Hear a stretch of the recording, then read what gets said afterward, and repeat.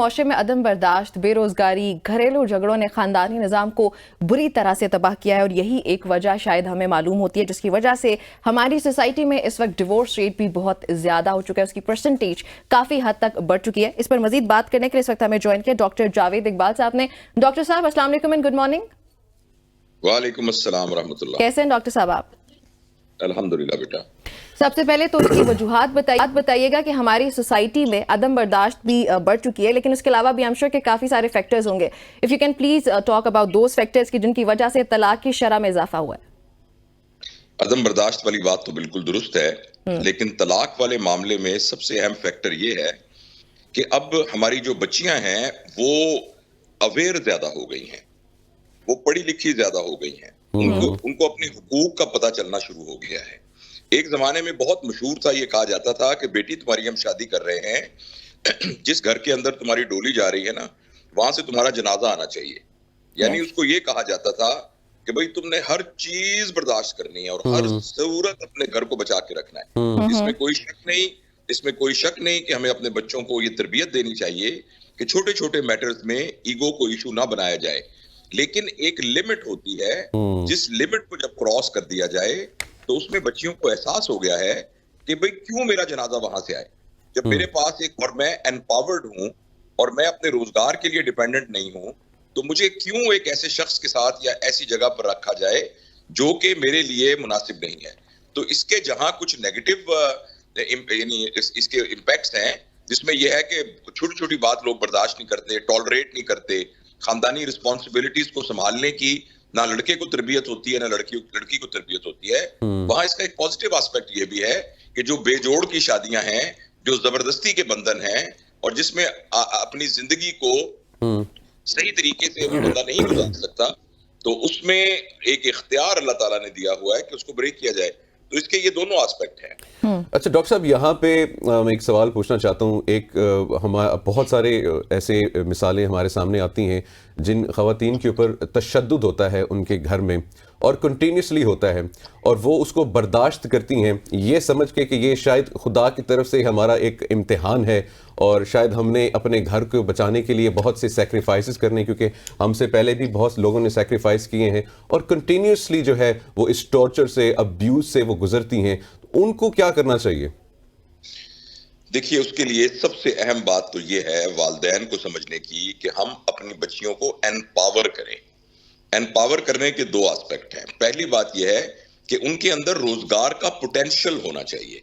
जरूरी नहीं है कि वो जॉब करें, लेकिन बवक्ते जरूरत उनके अंदर ये पोटेंशियल, एजुकेशन की वजह से, स्किल्स की वजह से ये पोटेंशियल होना चाहिए कि अगर कोई ऐसे हालात आ जाए कि जिसमें उनको खुद रोजगार के लिए कुछ करना पड़े तो वो एम्पावर्ड हों। दूसरा, हमारे यहाँ एक बहुत बड़ी एक मुआशरे में लानत है कि हम बच्चियों का धूमधाम से शादी करके जहेज दे देते हैं मगर अपनी जायदाद में से उनको हिस्सा नहीं देते, जिसकी वजह से बच्चियों के पास कोई प्रोटेक्शन के लिए पीछे कोई प्रॉपर्टी या इस तरह की कोई चीज नहीं होती। तो सबसे पहले अहम बात तो यह है कि बच्चियों को ये दो राइट्स दिए जाएं। जब ये दो राइट्स इनको मिल जाएं तो फिर उनको ये बताया जाए कि बेटा आपने बहुत बर्दाश्त करना है, अपनी सास को अपनी वालदा समझना है, बाकी घर वालों को अपने प्यारे घर वाले समझना है, लेकिन दो लिमिट्स हैं मेरे ख्याल में, वो या तीन लिमिट्स हैं, वो अगर क्रॉस हो जाए तो उसके बाद यह है कि आपको वहां नहीं रहना चाहिए। नंबर 1, फिजिकल टॉर्चर तो किसी सूरत, ये तो गुनाह कबीरा है, ये तो किसी सूरत भी बर्दाश्त नहीं हो सकता। नंबर 2, अगर खामद लॉयल ना हो आपके साथ, यानी आपके साथ वो शादी के रिलेशन में है और उसके कुछ और ताल्लुकात हों। नंबर 3, आपके घर में अगर हराम आ रहा हो और आपको पता लग रहा हो कि आप जो खाना घर में खिलाया जा रहा है वो हराम है। मेरे ख्याल में ये तीन चीजें अब अपने बच्चियों को रेड लाइन के तौर पर बतानी चाहिए और इसको इस सूरत में यह है कि उनको निगोशिएट करना चाहिए, अपने खामद को बताना चाहिए कि जहां मेरी इस्लाह की जरूरत है आप मुझे बताइए, जहां मुझसे गलती हो रही है मुझे बताइए, मैं अपने आप को करेक्ट करने को तैयार हूं। लेकिन हाथ उठाना जो है ये लिमिट को क्रॉस करना है और इसी तरीके से जो पहले दो बातें मैंने आपको बताई हैं, ये लिमिट को क्रॉस करना है और हमें अपनी बच्चियों की तरबियत इसी तरीके से करनी चाहिए। अच्छा डॉक्टर साहब, इसमें जो मुझे पर्सनली भी लगता है कि इसमें मीडिया का बहुत अहम किरदार है, चाहे वो मेन स्ट्रीम मीडिया हो या सोशल मीडिया हो। और जैसे आपने जो बात की है ना कि हमने बच्चियों को या बच्चों को आजकल डेफिनेशंस गलत दे दिए कि एम्पावरमेंट की क्या डेफिनेशन है या टॉलरेंस की क्या डेफिनेशन है, वो हमने बहुत गलत कर दी है सोसाइटी में, जिसकी वजह से ये भी एक वजह बन चुकी है कि तलाकें बहुत ज्यादा होने लगी हैं। अब आपको क्या लगता है कि मीडिया का कितना नेगेटिव किरदार रहा है गुज़िश्ता कुछ दिहाइयों में, जिसकी वजह से ये सब नुकसानात हमें फेस करने पड़े, एंड हाउ कम कि हम इनको बेहतर कर सकते हैं, मीडिया इनको खासतौर पे कैसे पॉजिटिव वे में लेके जा सकता है? देखिए बेटा, इस मामले में नहीं, जिंदगी के हर मामले में हमारा तो अब गाइडिंग प्रिंसिपल मीडिया ही बन गया है। हम में से हर शख्स देखे कि 24 घंटे में से कितने घंटे वो अपने अब्बा के साथ, अपनी अम्मी के साथ, अपने किसी मेंटोर के साथ गुजारता है और कितना घंटा सोशल मीडिया के साथ गुजारता है। अगर हमारी जिंदगी का एवरेज स्क्रीन टाइम फर्ज करें 6 घंटे मीडिया के साथ है, तो उस 6 घंटे में जो कुछ हमें सिखाया जा रहा है वही हमारे दिमाग का पैटर्न बन रहा है। हो सकता है मेरी उम्र में या इवन आपकी उम्र में भी आपके आइडियाज कुछ इतने स्ट्रांग हो गए हों कि आप रेजिस्ट कर सकते हो कोई इन्फ्लुएंसिंग जो इंफॉर्मेशन है। लेकिन जो छोटी उम्र के बच्चे हैं, खास तौर पर टीनेजर और उससे पहले वाली उम्र के, उनके लिए मीडिया ही वो guideline provide, in other words media अब एक अकीदा बन गया है। Media has become a religion, अगर आप मुझे इजाजत दें। Media has become a school of thought. तो इसलिए ये बड़ी रिस्पॉन्सिबिलिटी आप लोगों पर है जो आप मीडिया में काम करते हैं कि आप जो एयर टाइम है आपका, उस एयर टाइम में मुख्तस होना चाहिए। हुकूमत को एक पॉलिसी बनानी चाहिए कि इतनी देर से इतने घंटे की एंटरटेनमेंट होगी, इतने घंटे के न्यूज होंगे, इतने घंटे के इस्लाही प्रोग्राम होंगे। उसमें न्यूज जो है वो बिल्कुल दुरुस्त है। अच्छा डॉक्टर साहब, सियासी तबसरे कभी कभी होने चाहिए और ज्यादा वक्त में ऐसी चीजें होनी चाहिए जो इखलाक के ऊपर एक पॉजिटिव इंपैक्ट क्रिएट करे। बिल्कुल डॉक्टर साहब, आपका वक्त कीमती है। लास्ट क्वेश्चन है, आप इसको अब्रप्टली जो है इसको आंसर दे सकते हैं।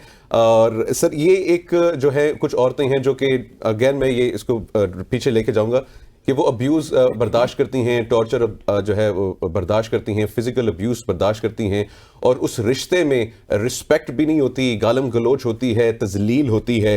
लेकिन एक ये जो एलिमेंट है, ये उसके कैरेक्टरिस्टिक्स हैं उसके शौहर के, और फिर उसको ये डर होता है कि जो मेरी औलाद है फॉर एग्जाम्पल, उसको एक बाप का साया बहुत ज़रूरी है, चाहे फिर वो बाप कैरेक्टरलेस हो। तो ये यहाँ पे डिसीजन मेकिंग क्या होनी चाहिए?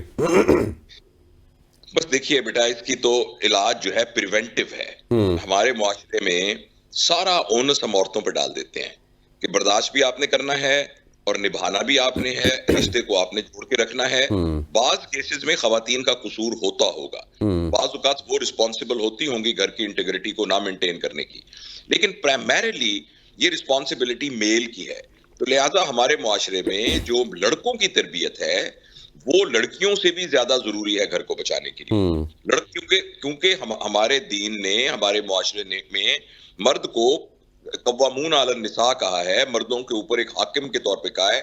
मगर हाकिम का ये मतलब नहीं है कि वो डंडा लेके सबको मारता है। हाँ जी, वो सुपीरियरिटी की और डेफिनेशंस है। जी, हाकिम से मुराद ये है कि आप रिस्पॉन्सिबल हैं हर तमाम चीजों के, घर को लुक आफ्टर करने के। इसलिए आपने जो सवाल किया है इसके जवाब में मेरा ख्याल है शॉर्ट फिक्स कोई नहीं है। हम सब के घर में जो मैरिजेबल एज के लड़के हैं उनके साथ रोजाना थोड़ा सेशन होना चाहिए और उनको ये बताना चाहिए कि हस्बैंडहुड क्या होता है और पेरेंटहुड क्या होता है। तो उनकी तरबियत की जरूरत है, उनके अंदर एक टॉलरेंस होनी चाहिए, उनके अंदर एक अकोमोडेटिव एटीट्यूड होना चाहिए। और सबसे अहम ये है कि हमारी बच्चियों को कम्युनिकेशन स्किल सिखानी चाहिए।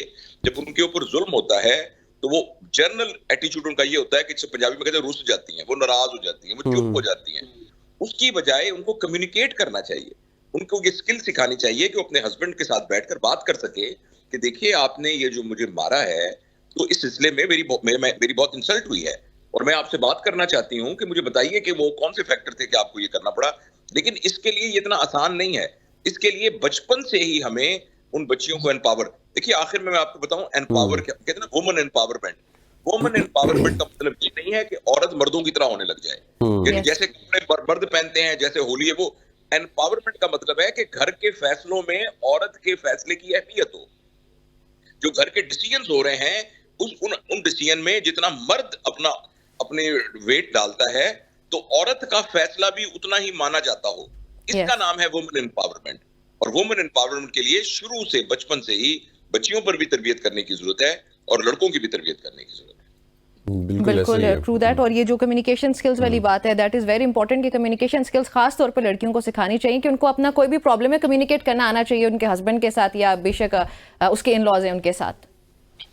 अच्छा जी, और सर लास्ट क्वेश्चन अगर आपकी इजाजत हो, आप 1 मिनट में बस एक दो मिनट, If you क्योंकि do have it. थोड़ा सा मैं कमिट आप Okay. आप बस 1 मिनट में जवाब दे दें कि दीन से दूरी कितना बड़ा एलिमेंट है।